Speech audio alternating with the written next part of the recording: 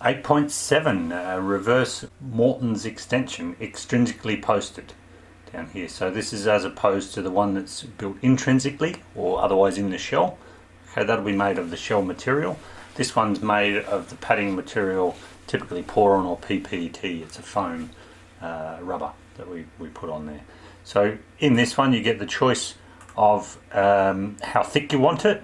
Typically it comes in the thickness of the material sheets that they come in, but as we progress into 3D printing, this will be unlimited. You could choose whatever you want because we can specify it, and then how far forward you want that padding to go, which can be transitioned off or left as a shear drop, a ledge to sulcus to toes, or reverse. Again, that's the reverse Morton's that you'll get in there. So that's a Morton's extension in an extrinsic mode, I guess. See you soon.